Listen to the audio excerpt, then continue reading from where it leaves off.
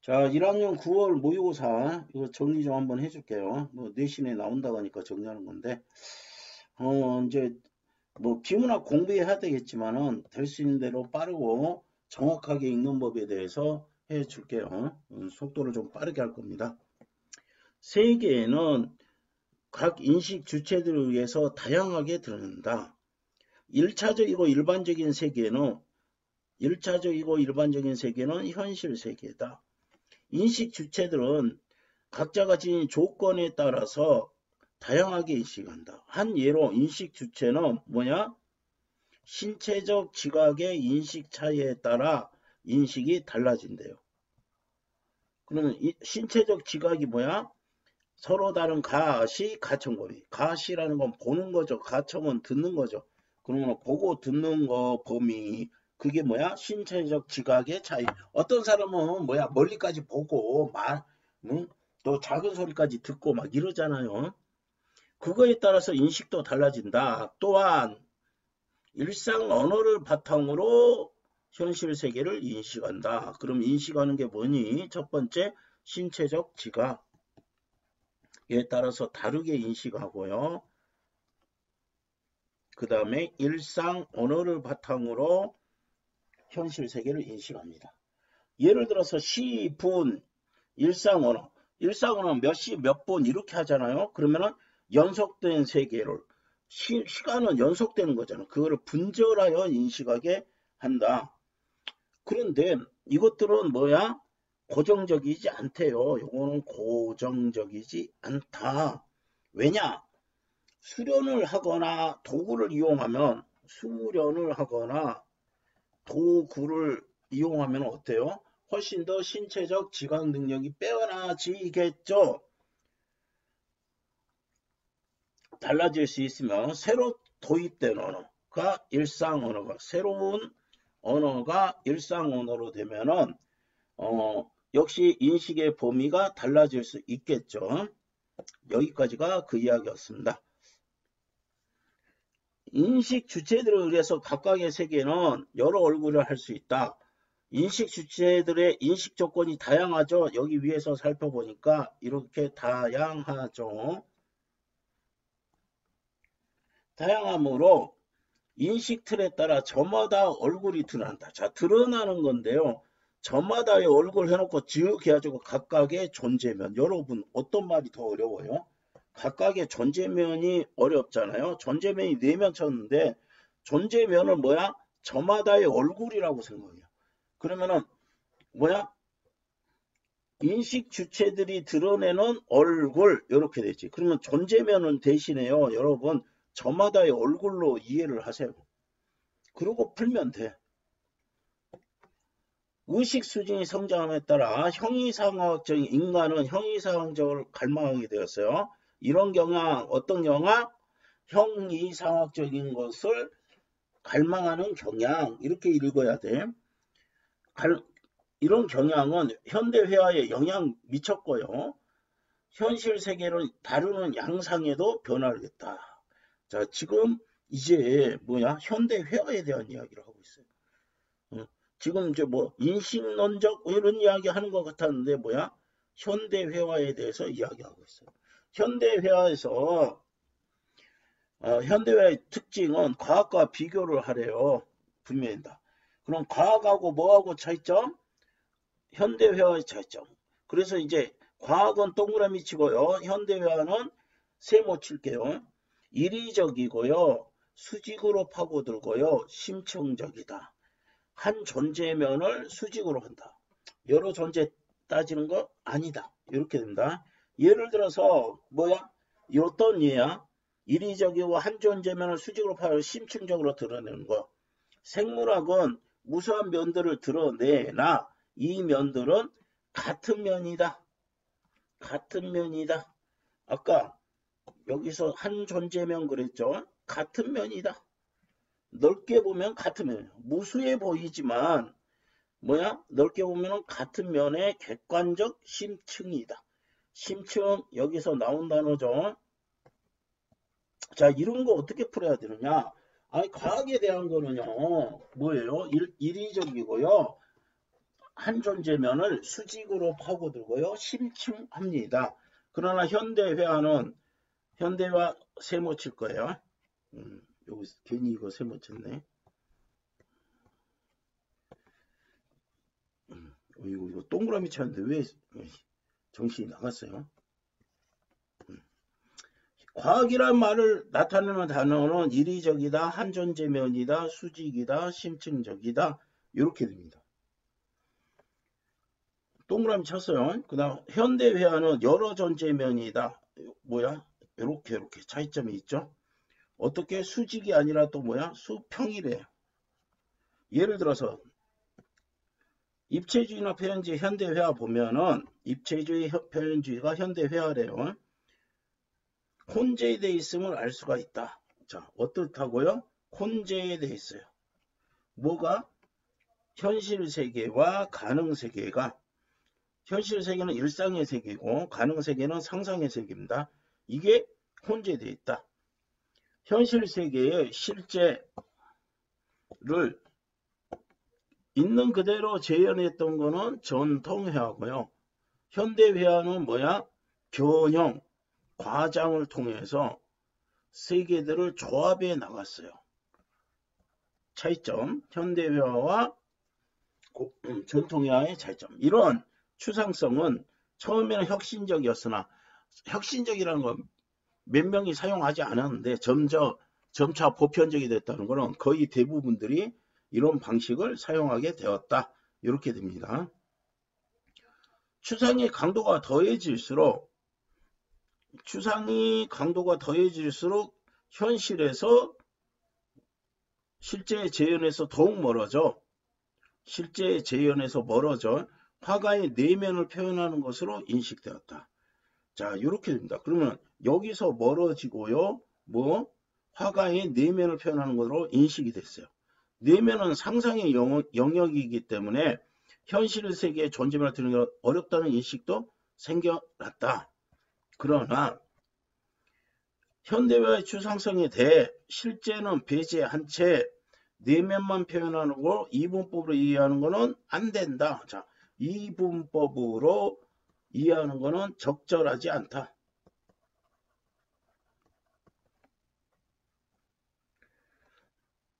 상상의 대부분은 현실에서 시작이 되고 내면의 추상적 영역 또한 내면 동안 실제 외면을 변형시켜 존재를 다양하게 드러내는 무수한 존재명 중에 하나이기 때문이다. 자, 적절하지 않은 이유는 뭐다? 상상 또한 현실의 경험에서 비롯 시작되고 그 다음에 실제 외면을 한다고? 변형시켜서 한다. 실제 외면을 어떻게 해요? 외면을 변형시켜 드러내는 무수한 존재면 중에 하나이니까 이렇게 보면 안 된다. 이분법적으로 보면은 적절치 않다.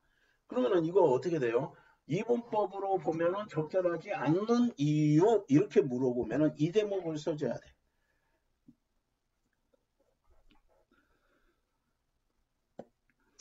회화를 통해 접하는 다양한 가능세계와 만남은 현실 세계에 더 가까이 해준대요.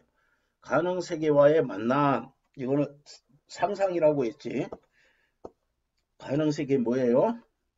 가능세계 상상에 의한 세계야. 오히려 더 가깝게 해준대요. 자, 회화는 가시적 존재이지만 비가시적 존재이기도 하다. 가시적 존재인 거는 뭐야? 색과 형태를 통해서 나타내니까 눈으로 볼 수 있잖아요. 그런데 창작자와 감상자의 주관에 따라 다양하게 해석되니까. 그래서 가시적인 건 색과 형태를 통해서 드러낸다는 거고, 비가시적이라는 거는 창작자와 감상자의 주관에 따라서 다르게 형성이 된다. 차이점 알겠죠? 전통회화 동그라미 합시다. 현대회화 세모할 거예요.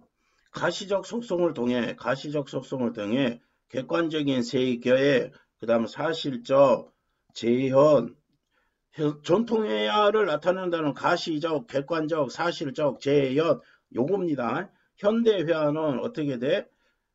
가시적 속성을 통해 비가시적 내면을 드러내는 데 집중한다. 자신만의 관념세계를 가시화한 결과물로서 회화 속에서 존재하는 객관적 실체는 주관화된다. 객관적 실체를 뭐야? 주관화한다고 했어요. 현대 화가들은 현실에서 목격하는 일상의 모습이 현대회화에서는 일상의 모습이 비대칭적, 아니 현실은 당연히 그럴 거 아니야. 그리고 혼란스럽더라도 뭐야? 임의로 대칭 구조를 만들거나 현실을 조작하는 방법으로 비현실적 허구라는 건 꾸며낸다는 거예요. 허구를 표현해내고자 했다. 이렇게 예술을 통해 그럼 현대회화는 일상의 모습을 이렇게 했어요. 비현실적 허구로 만들었어요. 이렇게 뭐야? 현실이 추상하는 과정에서 예술은 현실로부터 멀어져 가는. 자, 어떻게 됐어요? 예술은 현실에서 분리됐어요. 멀어졌어요. 이러한 또 분리라는 단어 썼네요. 예술과 현실의 분리, 회화뿐 아니라 음악에서도 나타난대요. 자, 회화, 그림뿐만 아니라 음악에서도 이런 경향, 어떤 경향? 멀어져 가는 경향은 나타난다. 음악에 사용된 음은요, 무한한 소리 중 극히 일부래요. 일상에서 들을 수 있는 일반적 소리와 달리 설명 방법 대조가 되겠죠. 균질적이고, 자, 음악에 사용되는 음은 동그라미 할래요. 균질적이고 세련되고 인위적인 배열이에요. 그러면은 음악에서 어때? 음악에서 사용되는 음은 뭐야? 균질적, 세련, 인위적인 배열을 따른다. 그러면서 이제 거리가 극히 일부인데 이렇게 했다고. 인위적으로 뭐야?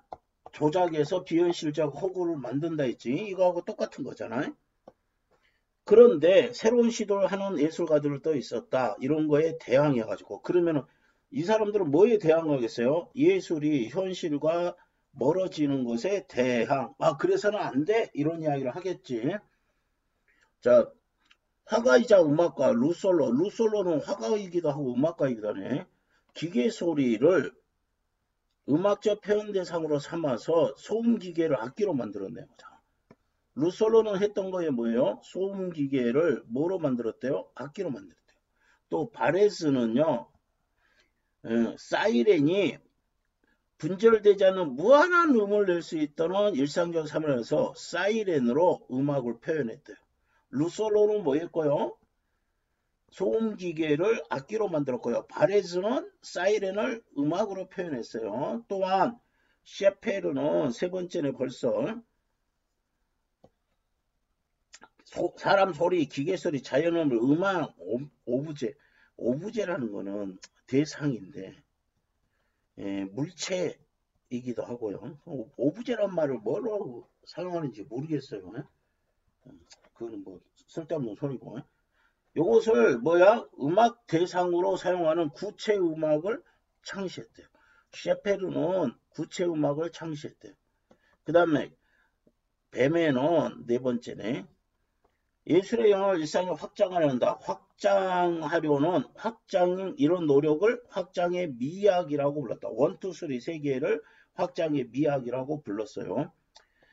뱀에는 예술의 미적 경험이 일상적인 맥락, 현실이라고 읽으세요. 분리되어 예술가는 특정 영역에 국한된 거 보는 특정 미적 대상에만 국한하는 거 안 좋아요. 이렇게지.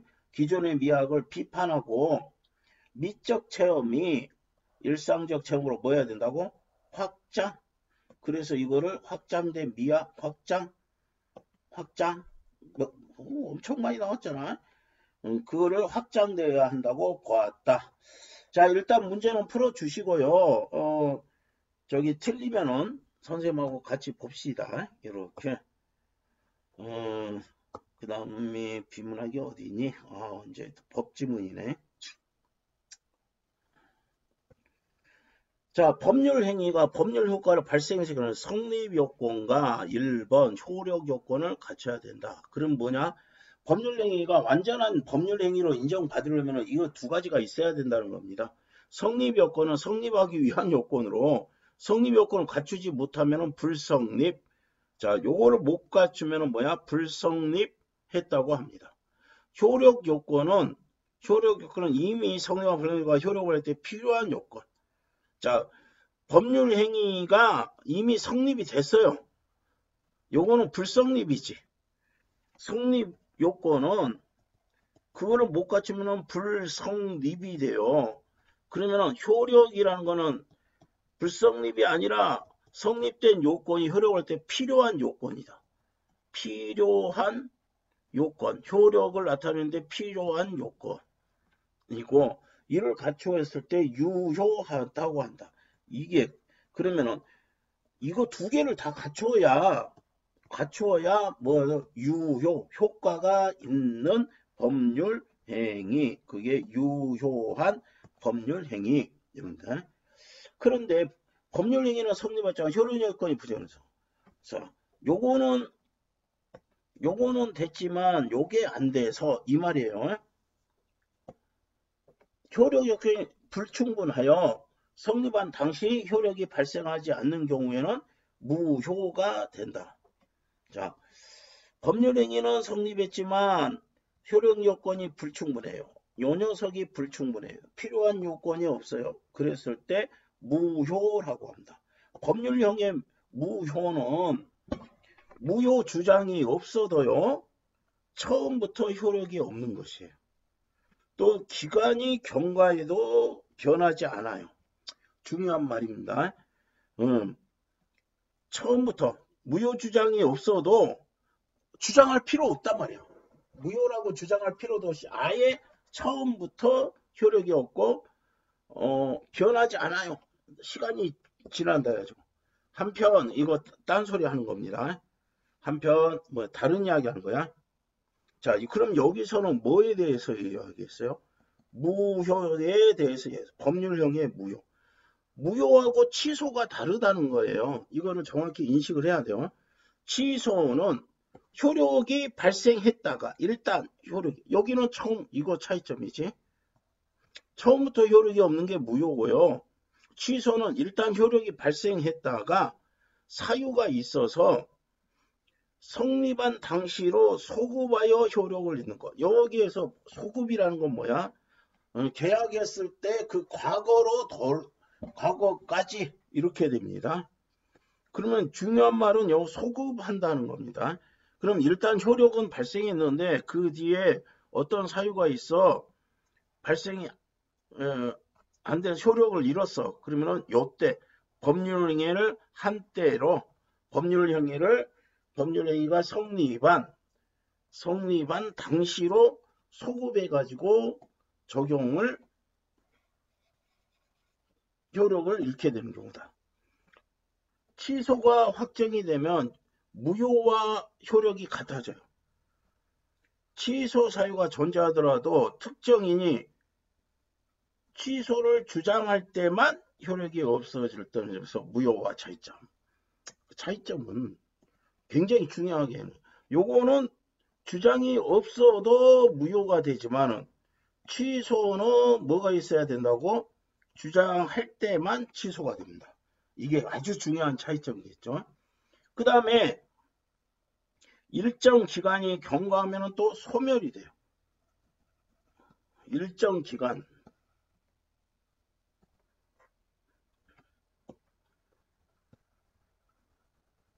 일정 기간 후에는 뭐야? 소멸된다. 이것도 차이점이지 무효. 무효는 일정 기간이 경과해도 변하지 않는다 했어요. 취소권이 소멸된 거는 유효한 것으로 확정된다. 그러면은 자, 여기서는 여 문단까지는 무효에 대해서 이야기했고, 요거는 취소에 대해서 이야기했고, 취소권이 없어지면은 당연히 유효한 법률 행위가 되겠죠. 무효인 법률 행위에서 아무 효력도 생기지 않으며 법적으로 아무것도 없는 것이라 보기 때문에 소급하여 유효로 할 수 있는 대상이 없는 상태야. 대상, 법률 행위가 아예 없는 거야. 요 말이 대상이 없는 상태다. 근데 취소는 대상이 있겠지. 그 대상을 취소하는지, 그 대상인 법률 행위를 취소하는 거니까 역시 무효하고 취소와의 차이점 자꾸 생각하면서 읽어줘야 된다. 무효인 법률 행위는 전환을 하기도 하고 추인함으로써 새로운 법률 행위가 되게 만들기도 한다. 이랬어요. 그거 없는 거였잖아요. 그러니까 없는 거니까 뭐야? 다른 행위로 뭐야? 전환하고 추인 나중에 뭐야? 추가로 인정함으로써 새로운 법률 행위야. 아, 이게 이제 중요한 거는데 새로운 법률 행위라는 건 무슨 말이에요? 없었던 거니까. 없었던 거니까 뭐하고 뭐 해가지고 전환하고 추인함으로써 새로운 법률 행위가 되게 만들기도 합니다. 무효는 이미 성립된 법률을 전제로 하기 때문에 전환이나 추인이 가능한 것이며 무효인 법률행위가 성립되었다면 불성립됐다면 법률행위가 불성립됐다면 자 이거는 무슨 말이냐면 이미 성립된 행위를 전제로 하니까 성립된 행위가 있으니까 전환이나 추인이 가능한 거예요. 그런데 불성립됐다면은 요거를 할 수가 없다는 거야. 무효 행위를 한다는 것은 무효인 법률 행위가 다른 법률 행위에서 효력 요건은 갖추고 있어요. 그래서 법률 행위가 효력을 인정한다는 것을 말한다. 자, 전환이라는 것은 전환의 의미지. 전환의 의미. 뭐야? 전환하고 추인함으로써 새로운 법률 행위가 되게 해준다 해서 그러면은 무효는 성립된 법률 행위가 있어요. 그래서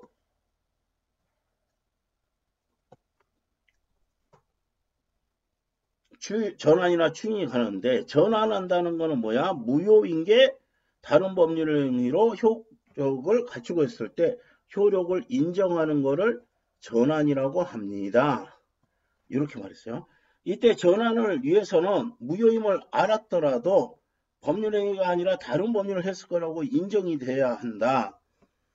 자, 무효임을 알았더라면 당사자가 요거 알았다면은 요거가 아니라 요런 행위를 했을 거다. 다른 법률 행위를 했을 거라고 인정돼야 된다. 전환을 징계 해고로 효력을 갖추지 못해 무효가 된 법률 행위가 징계 휴직으로 효력을 갖추었을 때 전환한 거. 징계 해고를 안 하고요. 뭐야? 징계 휴직. 그러면은 무슨 말이냐? 징계 해고는 무효임을 알았어. 그러면 나는 징계 휴직을 했을 것이다. 다른 법률을 했을 거라고 인정돼야 된다. 그러면은 이제 이게 징계 해고는 무효죠. 근데 법률 행위는 있었죠. 징계 휴직으로 전환이 되어서 이거는 유효한 법률 행위가 된다는 겁니다. 무효 행위를 이제 추인, 자, 여기까지는 뭐야? 전환의 의미하고 어떻게 하는 것이 전환인지 이런 이야기를 했어요. 이제 추인하는 거에 대해서 설명을 하네. 무효가 된 법률 행위가 갖추지 못하는 효력 요건을 보충하여 효력을 인정하는 것. 추인은 뭐야? 무효인 법률 행위가 갖추지 못했던 효력 요건을 보충해서 효력 요건을 보충해서 효력을 인정하는 것을 추인이라고 한다. 무효행위를 추인하면은 처음 성립한 대로 소급하여야 되는 것이 아니라, 이거 중요합니다. 여기 아니다. 소급하는 거 아닙니다. 추인할 때부터 새로운 법률행위야. 아까도 그랬죠. 새로운 법률행위라고 했지. 이거는 민법은 추인을 인정하지 않는데요. 민법은 추인을 인정하지 않아요. 무효원인이 소멸한 상태이고 원인이 소멸했어요. 당사자가 무효임을 알고 추인하는 경우에서 이거 두 가지가 다 갖춰야 돼. 그러면은 무효 원인이 사라져 없어졌어요. 그 다음에 내가 그게 무효였던 거를 내가 알았어. 그 다음에 그러니까 내가 뭐 했어요? 보충했어. 효력 요건을 보충했어요. 그랬을 때는 뭐야? 추인으로 간주한다. 자, 원칙적으로는 추인하지 않지만 요런 요건을 갖추면은 추인을 한다. 인정하고 있습니다. 원칙적으로는 인정 안 해요. 근데 요거 두 개가 되면은 추인합니다. 무효가 되면은 법률 효과도 생기지 않으면서 청구권도 부인된다. 여기까지 했고, 무효가 되면 청구권도 부인된다. 따라서 법률행위에 따라 채무가 있는 경우 상대방의 청구권을 행사할 수 없으므로 채무를 이행할 필요가 없다. 채무가 있어도 이행할 필요 없대요. 왜? 청구권이 부인이 되니까. 그 채무라는 거는 채권자에게 이행해야 될 뭐 급부나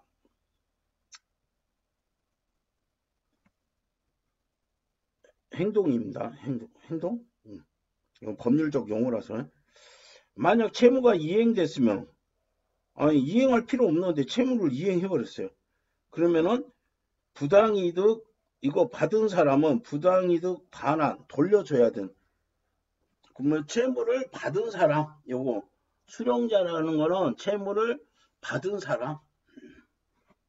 무효는 시간이 흘러도 그대로 유지되지만 무효는 아까 그랬죠. 위에서 시간이 흘러도 그대로 유지되지만 반환 청구권은 소멸시효가 있으니까 영구적으로 주장할 수는 없어요. 돌려주세요 하는 거는 내가 채무를 줘서 이행을 했어요. 그러면은 영구적으로 주장할 수는 없으니까 알았으면 바로 뭐에 반환 청구권을 빨리 주장을 해야 되겠죠. 이런 차이점이 있습니다. 문제 풀어보고요. 안 되는 거 같이 봅시다.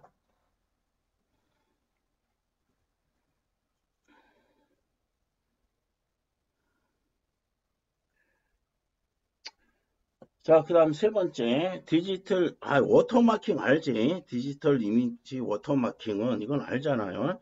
서명, 마크 등 특정 정보를 인식하지 못하도록 삽입하는 거를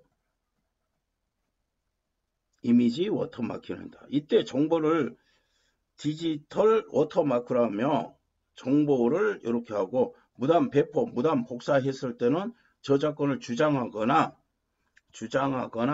검증하기 위한 수단이다. 뭐가?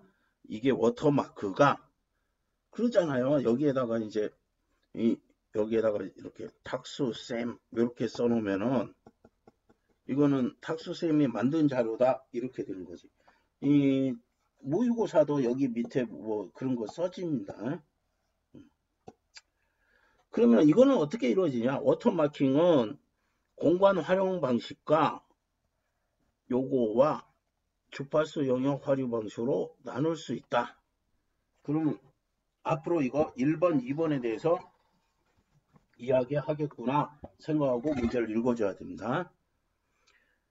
자, 공간 활용 방식을 LSB래요. 이게 LSB 치환 방법이 있다. 흑백 원본 이미지에 흑백 워터마크를 사용하는 과정을 원리를 살펴보자. 흑백이고요. 흑백 워터마크래요. 흑백 이미지를 구성하는 픽셀의 색상은 밝기에 따라서 정수값을 가진대요. 0에서 255. 0은 무슨 색? 검은색. 255는 흰색. 이렇게 되겠지.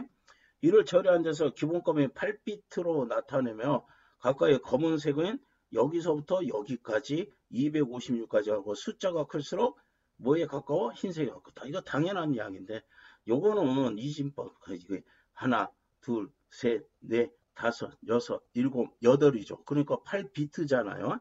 그러면 요거는 뭐야? 일이 몇 개 있어? 8개. 하나, 둘, 셋, 넷, 다섯, 여섯, 일곱, 8개 있죠. 이진법. 그러면 이거하고 같은 게 뭐야? 256일 거예요. 뭐 선생님 계산 안 해봐도 알아요. 요거는 뭐야? 2의 0승이고요. 요거는 2의 1승이고, 요거는 2의 2승이고요. 요거는 2의 3승이고요. 요거는 2의 4승이고, 이거 다 해야 되나? 2의 5승. 25처럼 보이네. 2의 5승이고요. 요거 2의 6승이고요. 2의 7승이에요. 그럼 요거 다 더하면은 256이 될 거예요. 이거 뭐 계산해 보세요. 그러면은 요거가 뭐야? 이진법이고요. 요 111은 이진법 이렇게 하면은 요렇게 돼 가지고 이거 값이 계산해 보시면은 256이 될 거야. 반드시 해 보세요. 이때 8비트 대중 왼쪽에 히드가는 상위 비트가 바뀔수록 정수값의 변화가 크기 때문에. 아니 이게 왼쪽에 있는 거 이게 2의 7승이잖아. 2의 10승이 얼마야? 1024지. 9승이 뭐야? 512죠. 8승이 뭐야? 256이죠. 7승은 뭐 2로 나니까 1, 2, 8이잖아요. 그러면 이게 128을 나타내는 거고요. 요거는 1을 나타내는 거고 요거는 2를 나타내요. 그럼 정수값이 크잖아요. 그 이야기야. 색상의 변화로 인식하기가 쉽고. 자, 그러면 이제 빼고 읽을게요. 뭐 하냐면은 왼쪽에 위치하는 상위 비트가 바뀔수록 이쪽이 바뀔수록 이게 0이 되느냐 1이 되느냐에 따라서 인식하기가 쉽고 오른쪽 하위 비트가 바뀔수록 육안으로 인식하기 어렵다. 당연한 이야기를 써놓은 거예요. LSB는 요건 무슨 뭐 방식이라고? 공간 영역 활용 방식. LSB 과정에서는 시각적인 변화를 주지 않기 위해 워터마크 이미지의 픽셀 데이터를 원본 이미지 각 픽셀에 LSB에 하나씩 주어진대요. 리스트 시그니피켄트 비트 안에 이렇게 된다. LSB에 하나씩 나눠 숨긴다. 뭐 하려고? 변화를 시각적 변화 안 주려고요. 요거를 변화를 안 주기 위해서 픽셀 데이터를 픽셀의 LSB 여기서 근데 이거 설명을 안 해요. 리스트 그러면 어디에 하겠어요? 오른쪽에 하겠지. 각 픽셀의 LSB에 하나씩 나누어서 숨긴다는 건 어디 쪽으로? 인식하기 어려운 오른쪽에다가 나누어 숨기겠죠. 왼쪽은 눈에 확 띄니까 이렇게 되죠. 이때 8개 비트 중 LSB에만 삽입하기 때문에 삽입하기 위해서는 픽셀 몇 개가? 8개가 필요하다.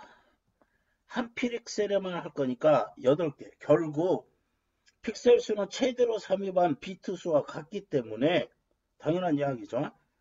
원본 이미지의 픽셀 수가 적다면 원본 이미지의 픽셀 수가 이거 잘못 쳤어. 워터마크 비트보다 이게 적다면 그러면 이게 크다면 이렇게 되지. 삽입할 수 없죠 당연히. 그리고 원본 이미지의 픽셀 수가 요거보다 많을 때는 원본의 시각자가 적게 나타난다. 많을수록 시각적 변화가 적게 나타난다. 이 방법은 LSB 방식은 많은 양의 데이터를 빠르고 간단하게 삽입할 수 있으며 특징 뭐야? 장점이네. 빠르고 간단하게 삽입할 수 있으며 장점. 원본 이미지의 각 픽셀에서 LSB만 변경하기 때문에 시각적으로 감지하기 어렵다. 이것도 장점이지. 아까 선생님이 뭐라고 그랬어요? 여기에 숨겨진 정보가 있어요. 이쪽 왼쪽에 거는 뭐야? 인식하기가 쉽고 이쪽 오른쪽으로 갈수록 뭐야? 인식하기 어렵다고 그랬지. 그죠? 그러면은 여기 어떤 장점이 있어요? LSB만 변경하기 때문에 리스트 가장 작은 건 그러면은 감지하기 어렵다. 그러면 이제는 단점이겠지. 장점 2, 장점 1 이렇게 번호 붙일 수 있겠죠. 그러나 뭐한데 인위적으로 저장을 하는 경우에는 워터마크가 쉽게 제거한다는 뭐야? 단점. 그래서 장점 2개, 단점 하나 이렇게 됐습니다. 이게 뭐라고요? 공간 영역 활용. 그럼 이제 여기는 이제 주파수 영역 활용하는 방법으로 DCT가 있습니다. DCT는 공간값에서 주파수 값으로 바꾸는 과정이에요. 공간값에서 무슨 값으로? 주파수 값으로 바꾸는 과정이래요. 이미지에 DST를 적용하면은 밝기 차이가 적은 픽셀은 낮은 주파수 값으로, 밝기 차이가 큰 픽셀은 높은 주파수 값으로 나타낸대요. 적용하면은 나타난대요. 원본 이미지를 여러 블록으로 나누고 블록으로 변환하면 얻을 수 있어요. 자, 선생님 어떻게 읽었어요? 나누고 변환하면은 얻을 수 있어요. 자, 나누는 거 여러 블록이고요. 색상 값을 주파수 값으로 변환하면은 나누고 변환하면은 분포표를 얻을 수 있대요. 자, 이렇게 읽는 게 대단히 중요합니다. 주파수 값 분포표는 좌측 상단으로, 왼쪽 위쪽, 좌측 상단으로 가면은 높은 주파수 값이 분포한대요. 요래 가면은 이는 이미지의 색상이나 밝기에 따라 주파수 값 분포하는 비율은 당연히 다르게 되겠죠. 미쳤네요. 좀 너무 빼고 읽어버렸다. 자, 여기서 이렇게 있었는데 좌측 상단으로 가면은 낮은 주파수값, 우측 하단으로 가면은 높은 주파수값. 자, 이제 그림으로 이렇게 했습니다. 이미지 색상 밝기에 따라 주파수 값이 분포하는 영역의 비율은 다르다. 이것이 어느 정도 차지할지는 다르다. 뭐에 따라서 색상이나 밝기, 이미지의 색상이나 밝기에 따라서 다르니까. 이때 워터마크 이미지 픽셀은 색상값을 주파수 형태로 삽입한 후 삽입하고 변환하면은 전 영역에 걸쳐 고른 형태로 삽입이 된다. 자, 빼고 읽었어. 역시 색상값을 주파수 값으로 삽입하는 거지. 역변환 수식에 따라 변환하면은 어느 주파수 값에 삽입하든 원본 이미지의 전 영역에 걸쳐 고르게, 여기서 전 영역에 고르게 분산된 형태로 삽입이 된대요. 이거는 장점이겠지. 자, 인간의 시각은 낮은 주파수에는 민감한데요. 높은 주파수는 둔감하대요. 그러면 요거 그림 그렸잖아요. 그러면 요거는 사람들이 뭐야? 민감하고요. 요거는 뭐야? 둔감하죠. 요거의 변화에는 오른쪽 상단의 변화에는 민감하고요. 왼쪽. 오른쪽인데? 이거 그림 잘못 그렸네. 좌측 상단 하면은 낮고 이거에 민감하겠지. 오른쪽 하단 주파수가 높고 둔감하겠죠. slowly. 대단히 큰 잘못을 했어요.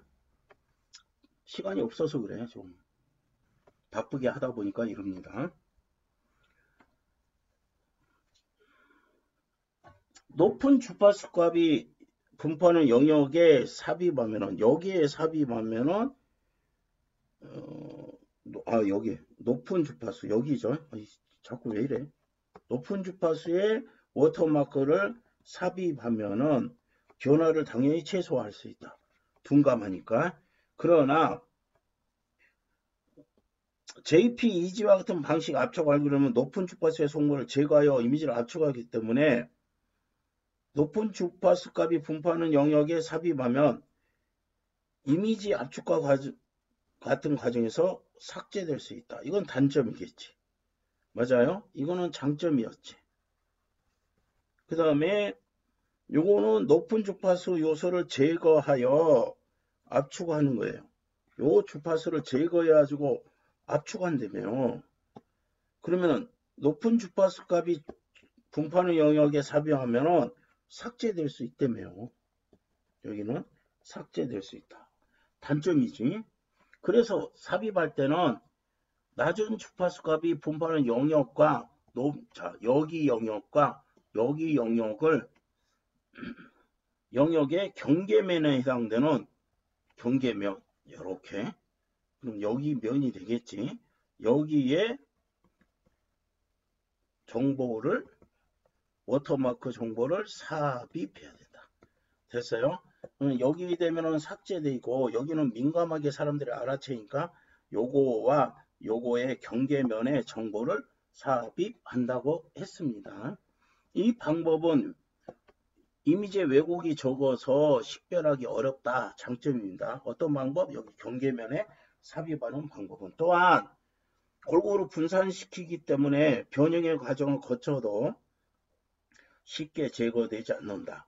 장점 하나, 장점 2 이렇게 되겠죠. 이렇게 삽입하는 거. 그러나 역시 또 단점 나오겠지.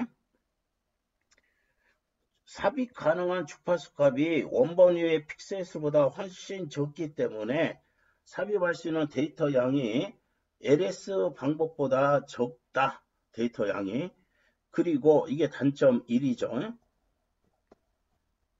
그리고 픽셀의 개수가 같은 이미지라 하더라도 색상이나 밝기에 따라 주파수 값이 분포하는 영역의 비율이 달라지기 때문에 이미지에 따라 삽입할 수 있는 데이터 양이 달라질 수 있다. 단점 2개. 이렇게 했습니다.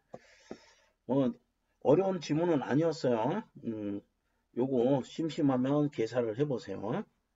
자, 이상 9월 모의고사 비문학 지문 3개 공부해 봤어요. 문제 풀어보고 안 되는 거는 선생님하고 같이 또 공부해 봅시다.